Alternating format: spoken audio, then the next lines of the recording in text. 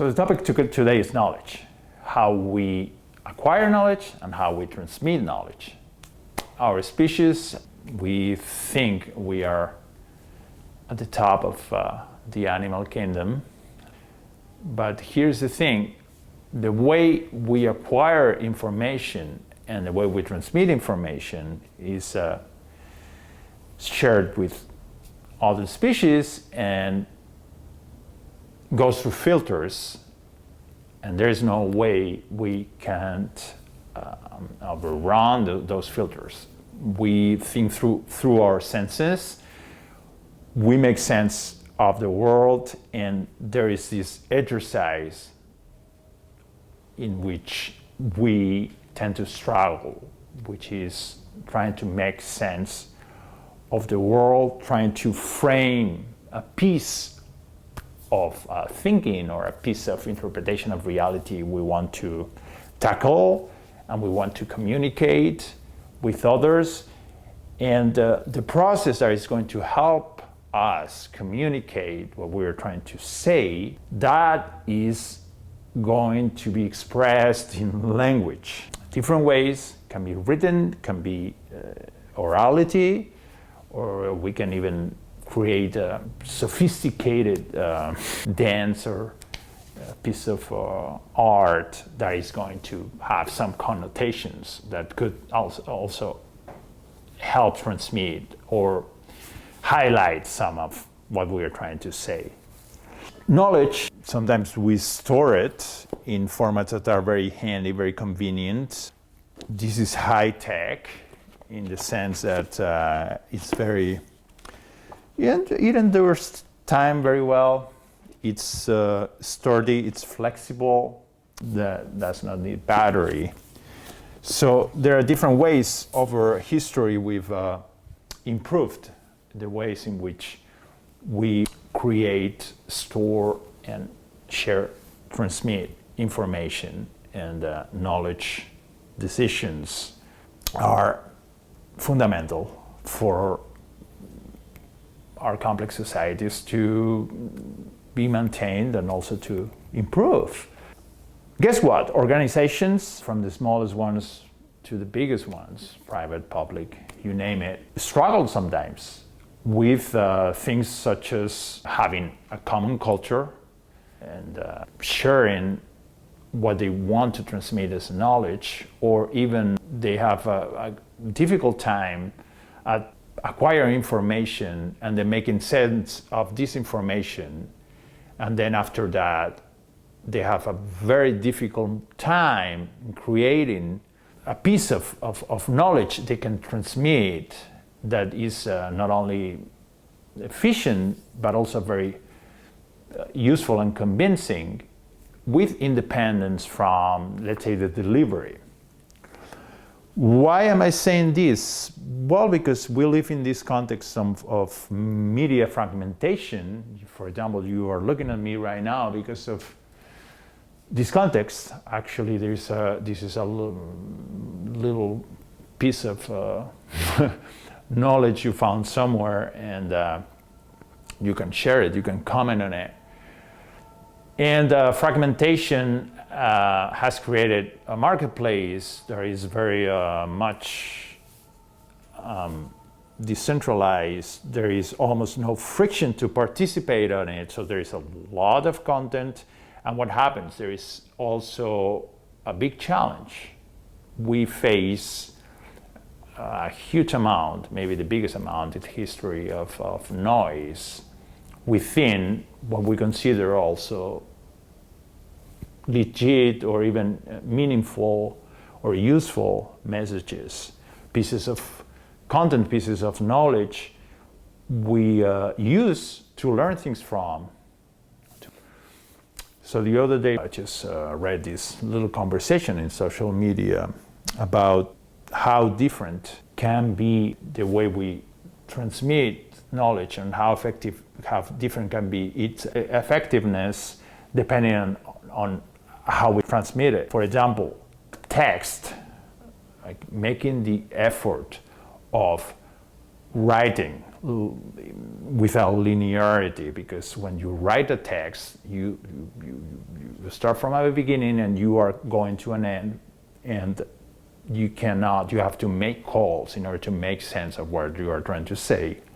Or other ways of transmitting knowledge that have become popular that are non-linear, that are, we think, more flexible, and therefore some may say, well, they are also probably more useful for our time of fragmentation. We are talking about deck cards, typical little notes we take to make sense of what we are learning or what we are trying to say, to express. So a piece of text that could be, for example, a little story or a memo in a company versus a fragmented way of sharing knowledge that is more open and more flexible, such as a deck of cards. For example, slide decks, slide cards. Those different ways of communicating information and transmitting information are going to condition the success of what we are trying to conceive. Actually, some people may argue that a slide deck, for example, will never be a good way to transmit knowledge and to make decisions after the fact, because, for example, a PowerPoint presentation, which relies on a multimedia approach of knowledge, bullet points, images, little text that are very sharply highlighting a little part of the whole concept. This way of transmitting information works a little bit like hypertext, like the internet in general. This capillarity that is very much like our nervous system or the way our brain works, this sort of maze of connections that are non-linear, can be very, very, very, very enriching. We need this approach because some philosophers argue that actually perspective or perspectivism is going to enrich the way we see reality. We may think it does make sense. If you just have only one point of view upon something, you're probably going to miss a lot of things of that thing you are trying to analyze. Whereas if you can see that same object from different angles, you are going to have a lot more things to say or things to appreciate. What we are trying to express today is actually something that affects not only the way we see the world, but also art, from literature to painting, photography, video. It's very complex, but that's part of the magic of not only being human, but of trying to just deliver things we care about and that we want to transmit to others because we care about others too, right? So it's very human and it's very powerful. My opinion on it, I agree with people who recently have reiterated or expressed their love for prose, for taking the pain to write a text as a way to be more effective in transmitting knowledge. I think, for example, Jeff Bezos from Amazon, he's right when he says memos are probably more effective to share with thousands of people what you are trying to express. A presentation, let's say a slide deck, is going to probably engage people, especially if the person delivering it is very charming and knows how to deliver. Then the problem with the slide decks is you are going to remember the person that was very good at saying those things that were very sharp, very funny, very engaging. But guess what? The marrow of what that slide deck was trying to to get to, the essence of the information was secondary. Whereas a text, even if it's read in a clumsy way, a text has a very enclosed set of advantages. First of all, when you write a text, you take the pain to try to put into articulated words and sentences and paragraphs, and then if you want chapters, if it's a long text. What you are trying to say, that struggling filter, this process is going to articulate knowledge in a sharper way, in a way that is more unequivocal. Once that text is read, no matter how badly or how charmingly it is read, the receivers of that information, the audience, are going to be on the same page of that knowledge. This is very important, especially in our time. Let's see what's happening around us. We are a family of 5. The way we address information and transmit it is different generationally. Young people are more comfortable with fragmentation, with multimedia innovation, such as mixing things, but also transmission that is not only asynchronous, but sometimes blends genders and also effects. It's very visual, but sometimes you can integrate text that gets also very fragmented. And we do know that it's becoming a challenge to innovate in formats that we thought were timeless because of their value. Reading a book takes an effort, reading the same way reading a memo versus a PowerPoint.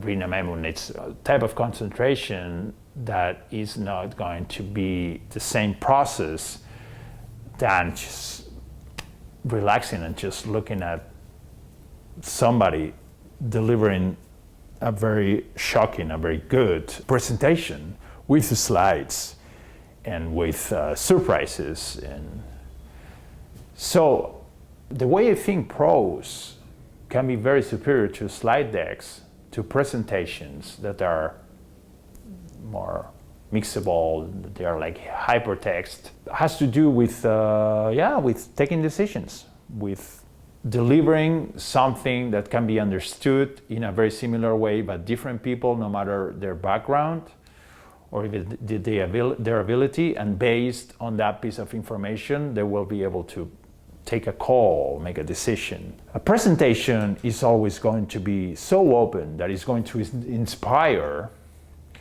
but sometimes what it's going to inspire is actually a discussion, a conversation, a never-ending process of let's meet, let's have this moment to reflect what we were trying to say the other day, and then when you are just going to talk about the last stuff, then you realize that actually nothing is closed and everything feels open. So who is going to make which decision becomes very difficult. Versus a text, like a memo or a story. A text is memorable. A text says something in a way because somebody took the pain to try to say something in a very particular way. So there are calls that have been made. When you read a text, you can say, I didn't like it. It's not that good. You know what you said in paragraph number 2, I don't agree with. But we can say all these precise things. And at the end, if it's a good text, because we are talking about people who can put into words very complex things and make them very simple and expressing them in a simple way that is attractive enough so others have it easier, or others can focus on the very important thing, which is making a decision, right? So a text has this history of pain by the person who wrote it or people who wrote it, and then it's going to sort of hint at the receiver because the receiver is going to say, okay, I'm going to make this effort, I'm going to read, and based on what I read, because I know the rest around me read the same text, then I'm going to be ready to say something related to that text that is based on my knowledge or experience. Is this important or senseless? This is key. This is key because it will affect the way we communicate, it will affect our work, it will affect ultimately the companies and the way we improve things.